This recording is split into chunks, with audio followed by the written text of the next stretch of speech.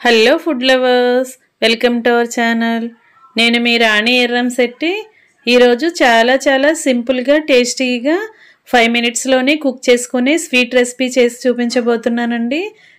తక్కువ ఇంగ్రీడియంట్స్తోనే 5 మినిట్స్లోనే మనం కుక్ చేసి మన ఫ్యామిలీకి సర్వ్ చేయొచ్చు.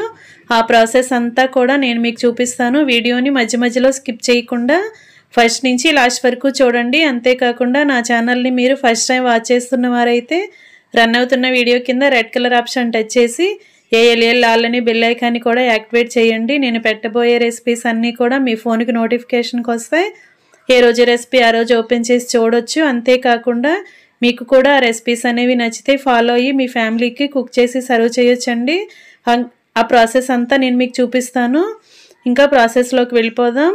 అరకప్పు పెసరపప్పు తీసుకోండి, అరకప్పు బొంబాయి రవ్వ తీసుకోండి, సూజీ రవ్వ ఉప్మా రవ్వ అంటాం కదా అది తీసుకోండి. 1 కప్పు నిండా బెల్లం తురుము తీసుకోండి. ఈ 3 ఉంటే చాలండి. చాలా ఈజీగా మనం స్వీట్ రెసిపీని 5 మినిట్స్లో కుక్ చేసి పెట్టేయచ్చు మన ఫ్యామిలీకి. ఇప్పుడు పెసరపప్పుని ఒక గిన్నెలో వేసుకుని వాటర్ పోసుకుని 2-3 సార్లు బాగా కడుక్కోవాలండి. పెసరపప్పుని బాగా కడుక్కుని ఆ వాటర్ అన్నీ తీసిన తర్వాత నేను మీకు చూపిస్తాను. ఇలా బాగా కడుక్కోండి. 2-3 సార్లు అయినా వాష్ చేసుకుని తీసుకుందాం. ఇలా తీసుకున్న దానిలో ఒక గిన్నె వాటర్ పోసుకోండి. ఈ గిన్నెను మూత పెట్టుకుని కుక్కర్లో పెట్టుకుని కుక్కర్ స్టవ్ మీద పెట్టుకుని 3 విజిల్స్ వచ్చే వరకు ఉడికించుకుందామండి. మరీ ఎక్కువగా ముద్దలాగా ఉడకక్కర్లేదండి. కొంచెం పలుకులుగానే ఉడికితే సరిపోతుంది. ఇలా ఉడికిన తర్వాత నేను మీకు చూపిస్తున్నాను. దానిలో వాటర్ ఏమైనా ఉంటే అవన్నీ కూడా తీసేసుకుని ఇలా పప్పుని మాత్రమే ఇలా మ్యాష్ చేసుకుందామండి. ఎక్కువగా ముద్దలాగా చేయకూడదు, ముద్దపప్పులాగా చేయకూడదండి. కొంచెం పలుకులుగా బరకగా ఉంటే సరిపోతుంది. ఇలా మెదుపుకోవాలి. వాటర్ ఏమీ లేకుండా మెదిపినట్లయితే మనకి ఈజీగా నలుగుతుంది. ఇలా మెదిపాం కదా, ఇదంతా కూడా పొడిలాడుతూ కనిపిస్తుందండి. ఇలా నేను చూపిస్తున్న విధంగా ఇలా పలుకులుగా పొడిగా కనిపించాలి. పెసరపప్పు అనేది మరీ ముద్దలాగా రాకూడదండి. ఈ గిన్నెను పక్కన పెట్టుకుందాం. ఇప్పుడు ఒక కళాయి తీసుకోండి. అరకప్పు బొంబాయి రవ్వ చూపించాను కదా, ఆ బొంబాయి రవ్వని కళాయిలో వేసుకుని 1 టేబుల్ స్పూన్ నెయ్యి వేసుకోండి. ఇలా నెయ్యి వేసుకున్నాం కదా, ఈ కళాయిని స్టవ్ వెలిగించుకుని ఫ్లేమ్ సిమ్లో పెట్టుకుని రవ్వని బాగా దోరగా ఫ్రై చేసుకుందామండి. ఇలా ఫ్రై చేసుకోవాలండి. రవ్వ అనేది ఎక్కువగా కలర్ చేంజ్ అవ్వకూడదండి. కొంచెం పచ్చివాసన పోతే సరిపోతుంది. కొంచెంగా ఫ్రై చేసుకున్న తర్వాత ప్రాసెస్ అనేది చేద్దాం. మరీ ఎక్కువగా మాడనివ్వకూడదు. పచ్చివాసన పోతే సరిపోతుందండి. మనం ఏ కప్పుతో అయితే పప్పు రవ్వ కొలుచుకొని పక్కన పెట్టుకున్నామో అదే కప్పుని తీసుకుందాం. ఇలా 1 కప్పు నిండా వాటర్ పోసుకున్నాం కదా, ఇప్పుడు రవ్వ ఉండలు కట్టకుండా గరిటెతో బాగా కలుపుకుందామండి. మనం ఆల్రెడీ రవ్వని నేతిలో ఫ్రై చేసాం కదా, ఉండలు అనేవి కట్టవండి. ఈజీగానే వాటర్లో కలిసిపోతుంది. ఇంకో కప్పు వాటర్ పోసుకుందామండి. రవ్వ అనేది ఉడకటానికి ఎన్ని వాటర్ తీసుకుంటుందో అలా పోసుకుంటే సరిపోతుందండి. మరీ గట్టిగా కాకుండా మరీ ముద్దలాగా కాకుండా కరెక్ట్గా ఉడికితే సరిపోతుంది. 1 కప్పు బొంబాయి రవ్వకి 2 కప్పుల వాటర్ పోసుకుంటే సరిపోతుంది. రవ్వ అంతా కూడా వాటర్లో బాగా కలిసిపోయింది కదా, ఇదంతా కూడా చిక్కగా అయ్యే వరకు బాగా ఉడికించుకుందాం. నేను చూపిస్తున్న విధంగా చిటికెడు సాల్ట్ వేసుకోండి. స్వీట్కి సాల్ట్ టేస్ట్ అనేది యాడ్ అయితే చాలా బాగుంటుందండి. ఈ సాల్ట్ అంతా కూడా రవ్వలో కలిసే వరకు బాగా కలుపుకుందాం. రవ్వ బాగా ఉడికి దగ్గర పడింది కదా, చిక్కబడింది కదా. ఇప్పుడు మనం ఉడికించి పక్కన పెట్టుకున్న పెసరపప్పుని తీసుకుని ఆ పప్పు అంతా కూడా రవ్వలో వేసేసుకుందామండి. ఉడికిన పప్పు అంతా కూడా రవ్వలో వేసుకుని రవ్వని పప్పుని కూడా బాగా కలిపేసుకోవాలి. ఫ్రెండ్స్, ఈ స్వీట్ అనేది చాలా సింపుల్ అండి. మనం నైవేద్యం పెట్టాలి అనుకున్నప్పుడు అప్పటికప్పుడే మనం 5 మినిట్స్లో ఇలా కుక్ చేసి మనం నైవేద్యంగా వాడుకోవచ్చండి. ఈ స్వీట్ అనేది చాలా బాగుంటుంది. పెసరపప్పుతో చేస్తున్నాం కదా, నెయ్యి అనేది ఎక్కువగా యాడ్ చేస్తే టేస్ట్ ఇంకా బాగుంటుందండి. వీలైనంత ఎక్కువగా నెయ్యి వేసుకోండి. పప్పు రవ్వ కూడా బాగా కలిసిపోయాయి కదా.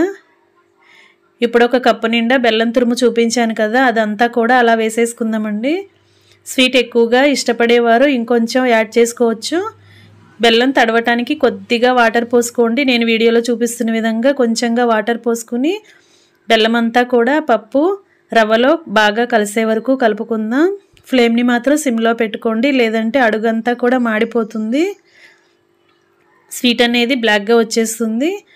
ఇలా బెల్లం బాగా కరిగే వరకు కూడా ఇలా కలుపుకోవాలి.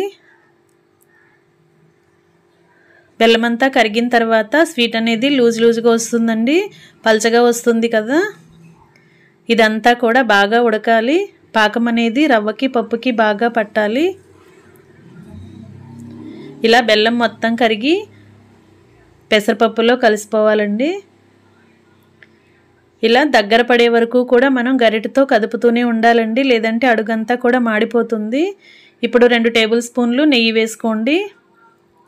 స్వీట్ అనేది కళాయికి అంటుకోకుండా చక్కగా ఈజీగా మనకి సపరేట్ అవుతుంది. ఇలా నెయ్యి అంతా కూడా స్వీట్లో కలిసే వరకు బాగా కలిపేసుకుందాం.